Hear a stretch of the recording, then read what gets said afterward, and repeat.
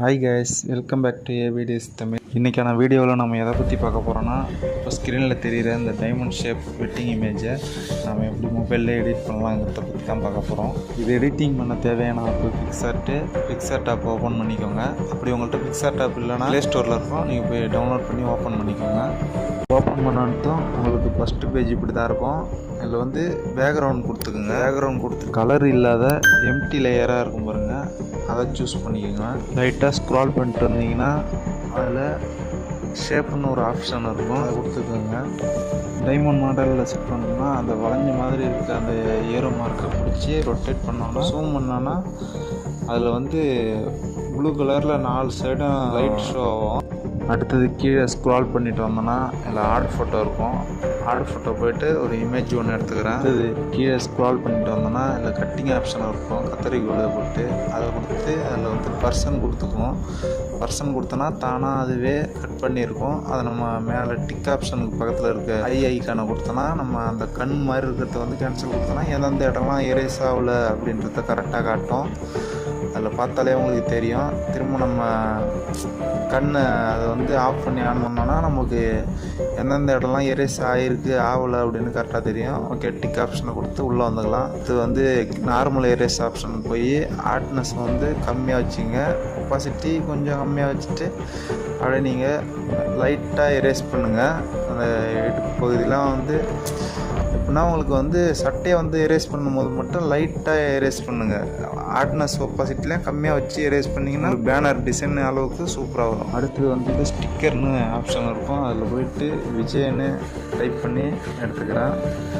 விஜய் இமேஜ்லாம் வரும், விஜய் இமேஜ் ஒன்று செலக்ட் பண்ணிக்கிறேன். ஓகே, லைட்டாக சின்னதாக்கிட்டு அது வந்து அடுத்து வந்து நார்மலாக நம்ம எரேஸ் ஆப்ஷனுக்கு மேலே இருக்கும், எரேஸ் ஆப்ஷன் கொடுத்து போய் ஹார்ட்னஸ் ஒப்பாசிட்டிலாம் நான் சொன்ன மாதிரியே கம்மியாக வச்சுட்டு எரேஸ் பண்ணிங்கன்னா உங்களுக்கு இந்த ஷேப்பில் எரேஸ் ஆகும். ஓகே, எரேஸ் பண்ணி எடுத்துக்கிட்டேன். டிக் ஆப்ஷன் கொடுத்துக்கிறேன். அடுத்தது வந்து டிக் ஆப்ஷனுக்கு கீழே 2 டைமண்ட் மாதிரி இருக்கும், அந்த இதை தொட்டிங்கன்னா அப்படியே அழுத்தி பிடிச்சி கீழே இழுத்திங்கன்னா அந்த ஃபோட்டோவுக்கு பின்னால் போயிடும், பேக்ரவுண்டுக்கு பின்னால். மறுபடியும் ஸ்டிக்கருக்கு போய்க்கிறேன். அந்த ஸ்டிக்கர் உள்ள போயிட்டு அஜித்துன்னு டைப் பண்ணி எடுத்துக்கிறேன். அஜித்துன்னு போட்டு ஒரு அஜித் இமேஜ் ஒன்று எடுத்துக்கிறேன். ஓகே, இந்த இமேஜ் எடுத்துக்கிட்டேன். இப்போ இதை வந்து அதே போல் நம்ம அந்த டைமண்டை தொட்டு அந்த எந்த ஃபோட்டோ நமக்கு பேக்ரவுண்டுக்கு பின்னால் போகணுமோ அந்த ஃபோட்டோ அழுத்தி பிடிச்சி எடுத்திங்கன்னா பின்னால் போய்டும்.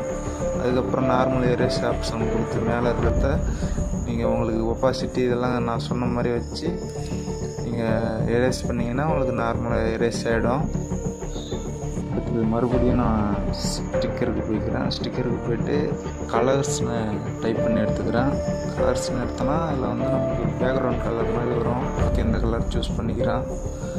இந்த கலர் எடுத்துக்கிட்டு கொஞ்சம் ஜூம் பண்ணி அடுத்து வந்து டிக் ஆப்ஷனுக்கு கீழே 2 டைமண்ட் மாதிரி இருக்கும் பாரு, அதை கிளிக் பண்ணி இப்போ எடுத்துகிட்டு வந்து பேக்ரவுண்ட் இமேஜை நம்ம வந்து லாங் ப்ரெஸ் பண்ணி இழுத்தோன்னா கீழே எடுத்துகிட்டு வந்து வச்சோன்னா அது அப்படியே லாஸ்ட்டுக்கு அடுத்தது கீழே ஸ்க்ரால் பண்ணோன்னா அதில் வந்து பிளெண்டிங் ஆப்ஷன் இருக்கும். பிளெண்டிங் கொடுத்து அதில் வந்து மல்டிப்ளே கொடுத்துக்கிறேன். அப்போ தான் நம்ம அந்த ஒயிட் பேக்ரவுண்டில் மட்டும் அந்த கலர் தெரியும். அடுத்து அந்த பேக்ரவுண்ட் இமேஜை கிளிக் பண்ணி ஒரு டூப்ளிகேட் ஒன்று பண்ணிக்கிறேன். டூப்ளிகேட் பண்ணி அதுக்கு ஆப்போசிட் சைடு எடுத்துகிட்டு வந்து அது கரெக்டாக வச்சுக்கிறேன். அடுத்து அந்த பேக்ரவுண்டை லைட்டாக எரேஸ் பண்ணிக்கிறேன், அந்த க்ரீன் கலராக இருக்கிறத. அடுத்தது விஜய் இமேஜை கிளிக் பண்ணிட்டு கீழே ஸ்க்ரால் பண்ணோன்னா அதில் வந்து பேக்ரவுண்ட்னு இருக்கும். பேக்ரவுண்ட் கொடுத்தோன்னா என்ன கலர்னு கேட்போம், அதில் ஒயிட் கொடுத்து நான் விஜய் தலைக்கு பின்னால் ஒயிட் இருக்கிற மாதிரி அதே போல் அஜித்துக்கும் அதே போல் வச்சுக்கிறேன். ஆட் ஃபோட்டோ போய்ட்டு திருமண விழா அந்த டெக்ஸ்ட் இமேஜ் ஒன்று எடுத்துக்கிறேன். அதில் வர டெக்ஸ்ட் இமேஜ் எல்லாம் உங்களுக்கு டிஸ்கிரிப்ஷனில் லிங்க் கொடுக்குறேன், நீங்கள் போய் டவுன்லோட் பண்ணி எடுத்துங்க. ஓகே, அதை கட் பண்ணி எடுத்துகிட்டு வந்து சின்னதாக்கி வச்சுக்கிறேன். ஜூம் பண்ணி இன்னும் சின்னதாக்கிக்கிறேன். ஓகே, அடுத்து வந்து டெக்ஸ்ட்டுக்கு போய்ட்டு டேட் எழுதி எடுத்துக்கிறேன். சின்னதாக்கி வச்சுக்கிறேன். அடுத்து வந்து டெக்ஸ்ட்டுக்கு போய்ட்டு திரும்ப பொண்ணு மாப்பிள்ளை பேர் எழுதி எடுத்துக்கிறேன். அடுத்தது ஆட் ஃபோட்டோ போய்ட்டு ஒரு இமேஜ் ஒன்று எடுத்துக்கிறேன். கீழே கட்டிங் ஆப்ஷன் இருக்கும், அந்த கத்திரிக்கோல் போட்டு அந்த ஆப்ஷனை கொடுத்து அதில் வந்து பர்சன்னு இருக்கும். பர்சன் கொடுத்தோன்னா நம்மளுக்கு அதுவே ஆட்டோமேட்டிக்காக கட் பண்ணி கொடுத்துரும். அடுத்து வந்து பிளெண்டிங் இருக்கும். பிளெண்டிங்கு போயிட்டு மல்டிப்ளே கொடுத்துக்கிறோம். மல்டிப்ளே கொடுத்தா நம்மளுக்கு அந்த ஒயிட் பேக்ரவுண்டில் மட்டும்தான் இருக்கும். அடுத்து ஆட் ஃபோட்டோ போய்க்கிறேன். ஆட் ஃபோட்டோ போயிட்டு ஒரு டெக்ஸ்ட் இமேஜ் ஒன்று எடுத்துக்கிறேன். அது தேவையான அளவுக்கு கட் பண்ணிக்கிறேன். ஓகே, அதை கட் பண்ணிவிட்டு சின்னதாகிட்டு திரும்ப தலைக்கு பக்கத்தில் கொண்டு வந்து வச்சுட்டேன்.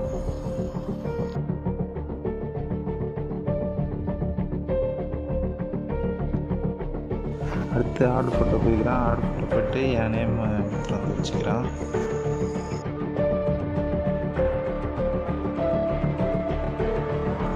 அடுத்து டிக் ஆப்ஷன் கொடுத்தோன்னா அந்த மூலையில் வந்து ஷேர் ஆப்ஷன் காட்டும். ஷேர் ஆப்ஷனை கிளிக் பண்ணோன்னா கீழே வந்து சேவ்னு காட்டும். சேவ் கொடுத்துக்க வேண்டியதான். ஓகே, அவ்வளோதான் ஃப்ரெண்ட்ஸ். இந்த வீடியோ பிடிச்சிருந்ததுன்னா லைக் பண்ணுங்கள். நம்ம சேனலில் இன்னும் சப்ஸ்கிரைப் பண்ணோன்னா மறக்காமல் சப்ஸ்கிரைப் பண்ணுங்கள். ஓகே, அடுத்த வீடியோவில் சந்திப்போம்.